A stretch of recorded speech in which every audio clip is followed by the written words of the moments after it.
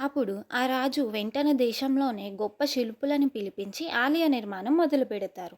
అయితే ఈ ఆలయాన్ని పునాది నుండి శిఖరం వరకు నిర్మించాలంటే కనీసం కొన్ని సంవత్సరాల సమయం పడుతుంది.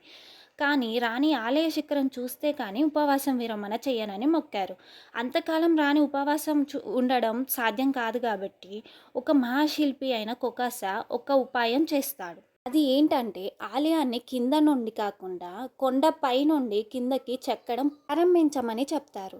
కేవలం కొన్ని రోజుల్లోనే కొండ పైభాగాన్ని ఆలయంపై ఉన్న శిఖరాన్ని పూర్తి చేస్తారు. అలా రాణి శిఖరాన్ని చూశాక భోజనం చేస్తారు. తర్వాత మిగిలిన భాగాన్ని చెక్కుకుంటూ వెళ్ళారు. అసలు ఎలాంటి ఎక్విప్మెంట్ లేని కాలంలో 18 నుండి 20 సంవత్సరాలలో 4,00,000 టన్నుల రాయిని తొలగించి ఇంతటి అద్భుతమైన ఆలయాన్ని నిర్మించడం ఇప్పటికీ అంతుచిక్కని ఒక అద్భుతం. అందుకే ఈ ఆలయాన్ని దేవతలు నిర్మించిన ఆలయం అని కూడా పిలుస్తారు.